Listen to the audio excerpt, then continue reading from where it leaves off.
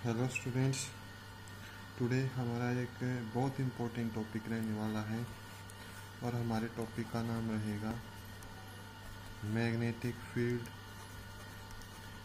Due to a solenoid. एक solenoid के लिए मैग्नेटिक फील्ड की हमें कैलकुलेशन करनी है। ठीक है, तो भाई इसके लिए सबसे पहले हमें पता होना चाहिए सोलेनॉइड क्या होता है। ये देखो, ये आज जैसे आपने हीटर वायर देखा होगा ना, ठीक है, ये इस तरह से होता है। क्या होता है सोलेनॉइड का मीनिंग? ए solenoid means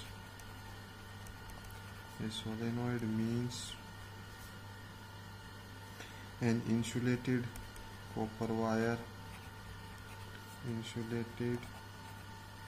copper wire wound closely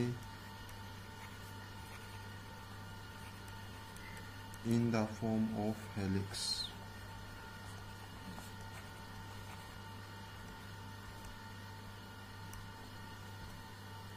copper wire होती हैं, इंसुलेटेड होती हैं भाई, और एक दूसरे के साथ बहुत क्लोजली बाउंड होती हैं। जैसे आपने हीटर वायर देखा है, हीटर वायर को भी हम एक तरह से अगर उसमें कॉपर वायर यूज करें तो वो क्या हो जाएगा, एक तरह का सोलेनॉइड। कॉपर वायर ही क्यों यूज किया भाई? सेकंड यूनिट एनसीईआरटी के थर्ड चैप्टर में भी एक क्वेश्चन था कि पोटेंशियोमीटर में हम कई जगह पर कॉपर वायर यूज कर रहे हैं। जहाँ भी कॉपर वायर का आपको क्वेश्चन मिले वहाँ पर एक ही चीज़ रहेगी कि भाई ये तो किसके कारण होता है, copper is the best conductor, copper best conductor है, इस कारण से ये होता है। ठीक है, ओके। सोलेनॉइड आया समझ में? कॉपर वायर एक दूसरे के नज़दीक वाउंड कर रखी हैं और किस फॉर्म में है, हेलिक्स, स्प्रिंग की फॉर्म में है ये एक तरह से। तो इसको क्या कहेंगे हम, सोलेनॉइड कहेंगे। अब नेक्स्ट, हम जब इस सोलेनॉइड के अंदर से करंट फ्लो करते हैं तो इसके अंदर मैग्नेटिक फील्ड का डायग्राम कैसा होता है। ये मैग्नेटिक फील्ड का डायग्राम बहुत बार एग्जाम में आया हुआ है। तो देखो, ये भाई यहाँ पर यहाँ पर ये बनाते हैं हम मैग्नेटिक फील्ड का। ये यहाँ से ये इस तरह से हमारा सोलेनॉइड है। ठीक है, तो इस सोलेनॉइड के अंदर ये करंट यहाँ से ऐसे फ्लो हो रहा है। मीन्स जब ये वायर जो है यहाँ से यहाँ पर आती है तो करंट नीचे जाता है और फिर ये इस तरह से ऊपर आता है। ये इस तरह से करंट कंटिन्यूसली ऊपर आ रहा है। तो यहाँ से करंट बाहर है और यहाँ पर करंट की डायरेक्शन कैसी है, इनवर्ड है। फिर से ये यहाँ से हमने सोलेनॉइड को करंट दिया आई, ये आई करंट सोलेनॉइड के अंदर यहाँ से चला बाहर की तरफ, ये अंदर की तरफ, ये फिर बाहर की तरफ, ये अंदर की तरफ, ये इस तरह से कंटिन्यूसली आगे बढ़ता रहेगा। ठीक है, तो यहाँ पर हम क्या करेंगे, ये हमने क्या लगा दिए, हमने याद है आपको, यहाँ पर देखो अपवर्ड, यहाँ करंट कैसा है, आउटवर्ड, और आउटवर्ड के लिए क्या साइन यूज करते हैं हम, डॉट यूज करते हैं। यहाँ से करंट बाहर आया, यहाँ पर करंट किधर जाएगा, यहाँ पर देखो ये करंट जा रहा है और यहाँ से ये बाहर आया। अब ये बाहर आकर यहाँ से यहाँ किधर जाएगा, इनवर्ड, फिर ये अंदर की तरफ जाकर ये यहाँ से बाहर आएगा। ठीक है, ये यहाँ से बाहर आकर ये यहाँ पर किधर जाएगा, इनवर्ड। तो डाउन में कौन सी डायरेक्शन होगी हमारी, इनवर्ड, और इनवर्ड को किससे रिप्रेजेंट करते हैं हम, क्रॉस डायरेक्शन से। ये नेक्स्ट राउंड के लिए हो गया, ये और नेक्स्ट राउंड के लिए हो गया, ये और नेक्स्ट के लिए हो गया, ये और नेक्स्ट के लिए हो गया। ठीक है, अब इसके बाद यहाँ पर ये डायरेक्शन कैसी है, आउटवर्ड डायरेक्शन है। करंट की डायरेक्शन आउटवर्ड है, हम क्या लगाएंगे, राइट हैंड थंब रूल लगाया हमने, राइट हैंड थंब रूल के अकॉर्डिंग ये डायरेक्शन कैसी होगी?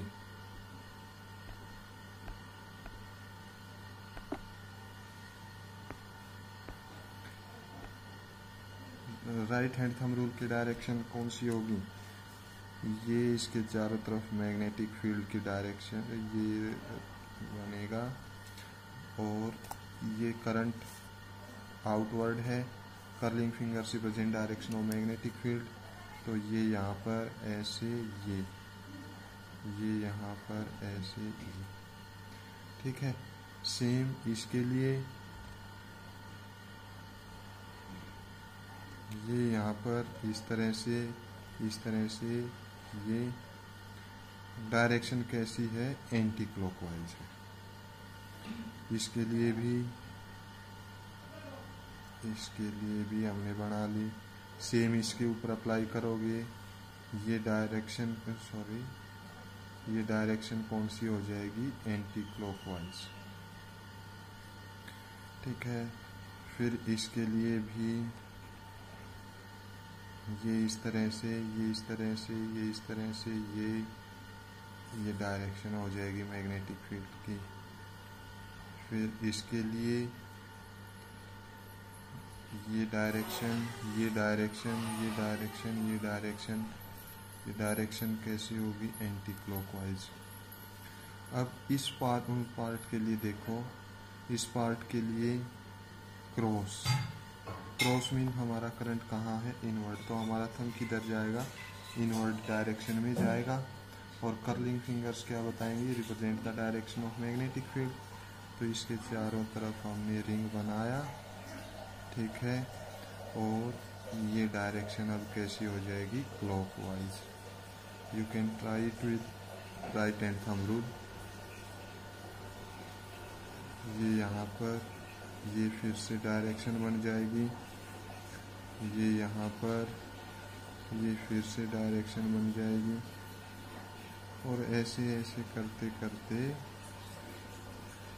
ये हमने बनाया,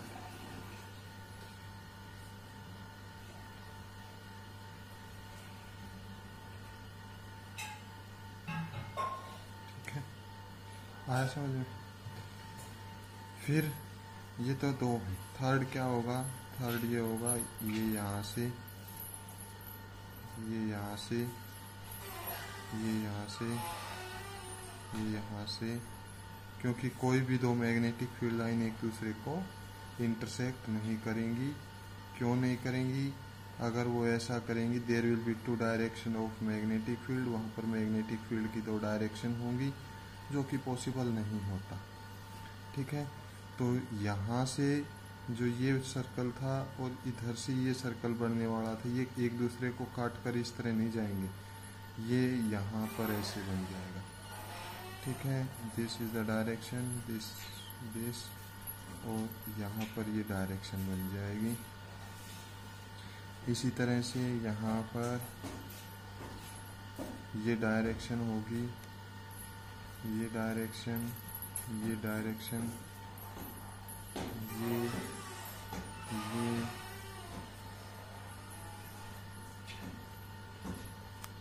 ठीक है। और ये क्लॉकवाइज रहेगा, सॉरी एंटी क्लॉकवाइज, ये इस तरह से।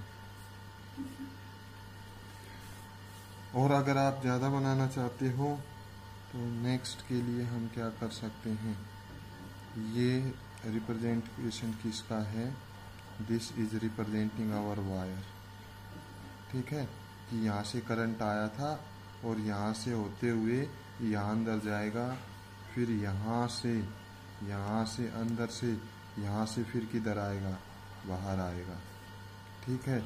ये किसको रिप्रेजेंट कर रहा है? वायर को रिप्रेजेंट कर रहा है। जो ये मैंने डार्क लाइन बनाई है, it is representing our wire. और वायर का कौन सा पोर्शन जब आप देखते हो आपकी तरफ बाहर वाला पोर्शन है, ठीक है। ये यहाँ से ऊपर आया, यहाँ से नीचे गया, और यहाँ से जब वायर यहाँ पर पहुँचती है, वो पोर्शन हमने रिप्रेजेंट नहीं किया, वो अंदर से होते हुए जाएगा। तो ये हो जाएगा हमारा magnetic field due to a solenoid बहुत इम्पोर्टेंट टॉपिक है, बहुत बार एग्जाम में भी आया है। ठीक है। अच्छा, एक बात कर रहे थे भाई, नेक्स्ट मैग्नेटिक फील्ड लाइन।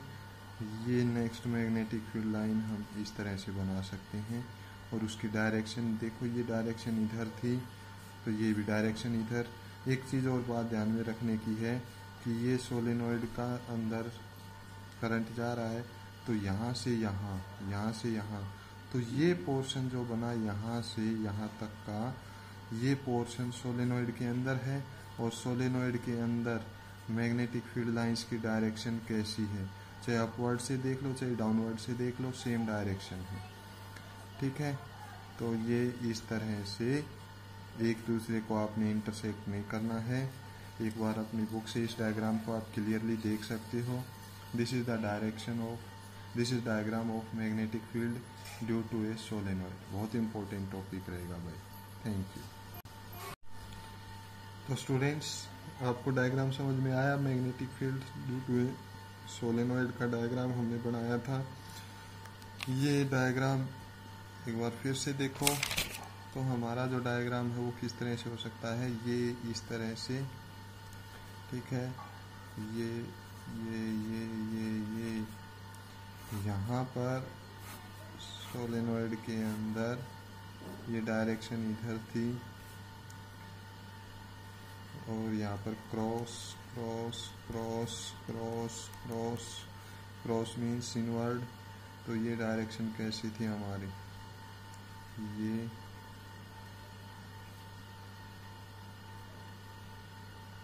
तो आपने नोट किया कि magnetic field lines inside a solenoid, एक सोलेनोइड के अंदर जितनी भी मैग्नेटिक फील्ड लाइन होंगी वो कैसी होंगी, सेम डायरेक्शन में होंगी। और ये कैसी होती हैं एक्चुअल में ये पैरेलल और इक्विडिस्टेंस होती हैं। कैसी होती हैं? पैरेलल और इक्विडिस्टेंस। अब पैरेलल और इक्विडिस्टेंस, इसका मतलब क्या है?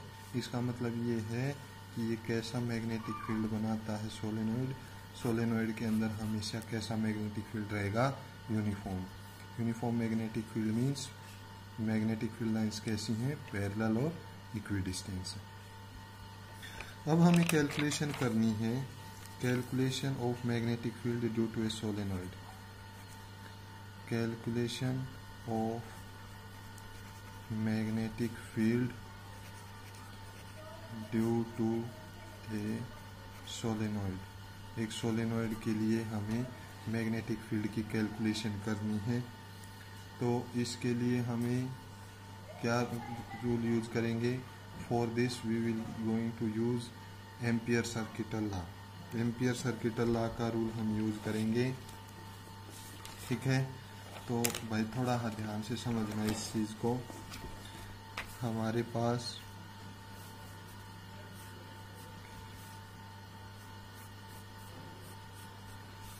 Dot dot dot dot dot dot dot, ठीक है, मीन्स ये किसको रिप्रेजेंट कर रहा है? यहाँ से करंट घूमकर ऊपर आया, ठीक है, वायर के थ्रू। यहाँ पर cross cross cross cross cross cross cross.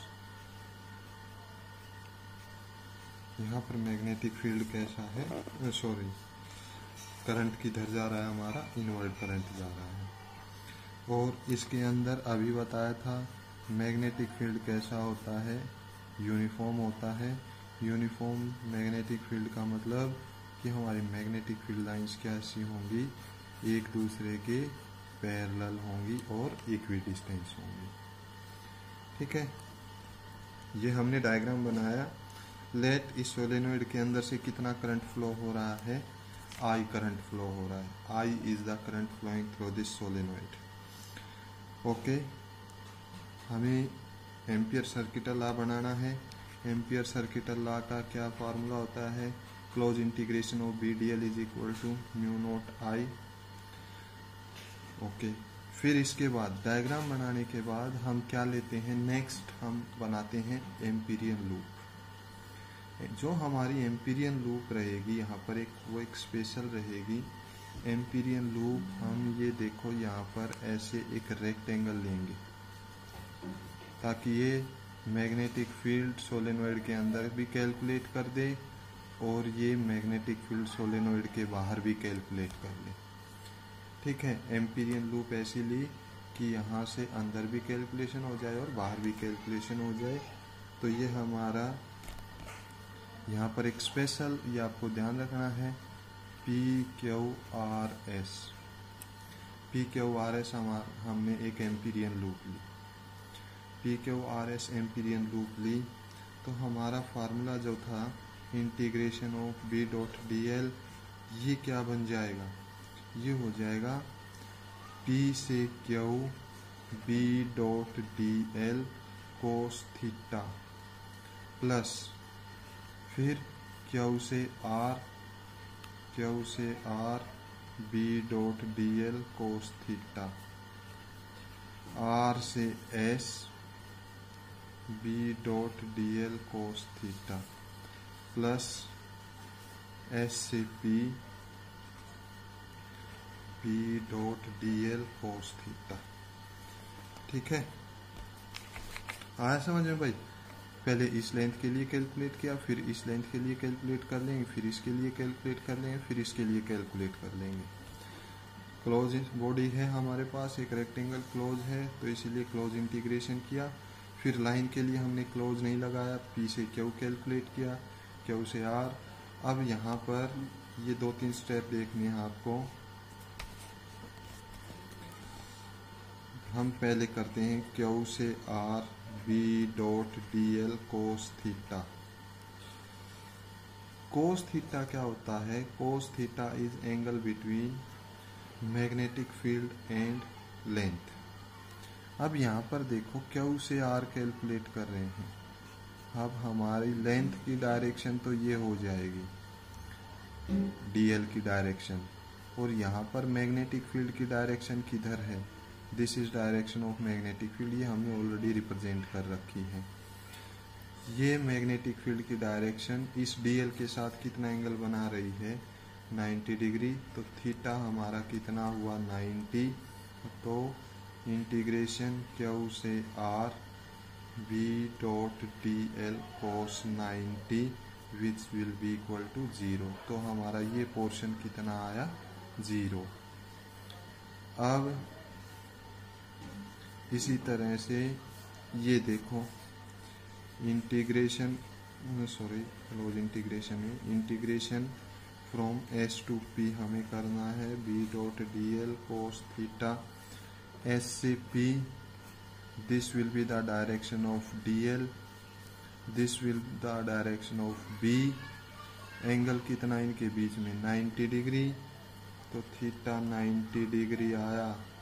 तो इंटीग्रेशन P से S B dot DL cos 90 is equal to 0। ये भी 0 और ये भी 0। अब बच गया ये। ठीक है, और ये पोर्शन, इस पोर्शन को देखो भाई S से R, बड़ा इम्पोर्टेंट है। Integration from R to S B dot DL, ये हमें कोस थीटा, ये 0 होता है भाई। ये 0 क्यों होता है? आप अलग अलग बुक पढ़ोगे, कंफ्यूज मत होना। कई बुक्स में ये कह रहे हैं कि आउटसाइड द सोलेनोइड, सोलेनोइड के ये जो सोलेनोइड है, इस सोलेनोइड के अंदर ही मैग्नेटिक फील्ड बनता है। इस बाउंड्री से बाहर और इस बाउंड्री से बाहर मैग्नेटिक फील्ड नहीं बनता। कुछ बुक्स में ये लिखा हुआ है, ये बहुत गलत थ्योरी है। यहाँ पर सोलेनोइड के बाहर मैग्नेटिक फील्ड बनता है, क्योंकि हमने डायग्राम बनाया था। डायग्राम के अंदर ये देखो, इससे बाहर मैग्नेटिक फील्ड बन रहा है या नहीं बन रहा? बन रहा है भाई, बिल्कुल बनेगा। ठीक है, सोलेनोइड के अंदर तो मैग्नेटिक फील्ड यूनिफॉर्म होगा और सोलेनोइड के बाहर मैग्नेटिक फील्ड बहुत वीक होगा। कैसा होगा? बहुत वीक। और बहुत वीक मैग्नेटिक फील्ड की वैल्यू हमने कितनी पुट कर ली? 0। तो इसीलिए यहाँ भी 0 आ गया, यहाँ भी 0 आ गया और ये भी 0 आ गया। तो केवल और केवल मैग्नेटिक फील्ड किसके लिए बनेगा, किसके लिए बनेगा भाई, P से Q के लिए बनेगा। और इसको आप नोट भी कर सकते हो, P से Q B dot DL cos theta, यहाँ पर B dot DL integration P से Q cos theta. This is length, this is direction of magnetic field. Angle कितना है इनके बीच में, 0, तो कोस 0, ये B आ गया। लेट P से Q लेंथ कितनी है, L, तो DL की वैल्यू कितनी हो जाएगी, P से Q तक L हो जाएगी। ये हमने कैलकुलेट किया। Close integration B dot DL किसके इक्वल आया, BL के इक्वल आया समझ में। अब म्यू नॉट I को सोल्व करते हैं। फार्मूला क्योंकि क्या है, B dot DL is equal to mu naught I, ये तो BL के इक्वल आ गया। यहाँ पर ये हो जाएगा म्यू नॉट NIL। ये हमारा जो करंट बनेगा, इस करंट को ध्यान से समझना भाई। पहले तो इनकी वर्डिंग क्या होती है वो समझो। स्मॉल n क्या है हमारे पास, स्मॉल n है number of turns per unit length. Small n is number of turns per unit length. Small n क्या है, number of turns per unit length. मतलब 1 मीटर की अगर हम लेंथ लेते हैं तो उसके अंदर सोलेनोइड की कितनी टर्न है, n। ये सोलेनोइड, ये n। सपोज ये लेंथ कितनी ली हमने, 1 मीटर ली, तो कितनी टर्न आई, 1 2 3 4 5, ठीक है। तो यहाँ पर n की वैल्यू कितनी हो जाएगी, 5 हो जाएगी। 1 2 3 4 5।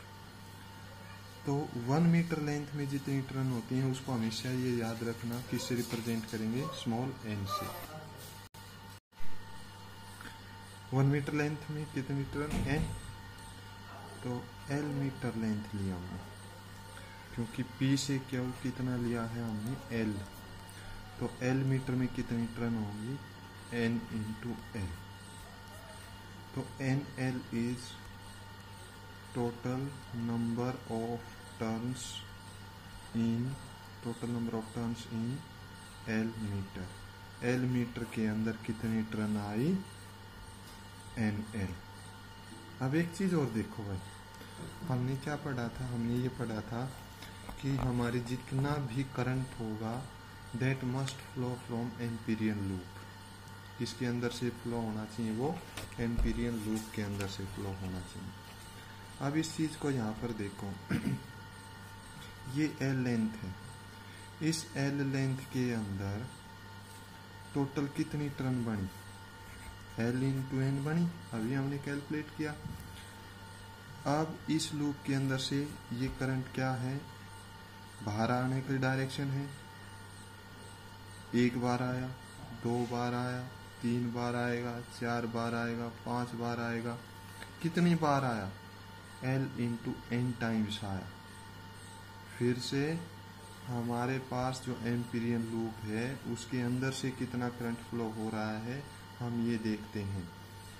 तो यहाँ से करंट कितना आया, यहाँ से करंट, ये यहाँ से करंट आया और ऐसे गया, ठीक है। हम ये बाहर जो करंट इसके जा रहा है उसको नहीं लेंगे, इसके अंदर कितना करंट आया, तो 1 बार आया, 2 बार आया, 3 बार आया। और NL हमारे पास अगर टर्न्स हैं तो कितना करंट आएगा, NL इंटू I। एक टर्न से I करंट आया तो LN से कितना करंट आएगा, NLI। ये सबसे इम्पोर्टेंट कंसेप्ट है इस पार्ट का।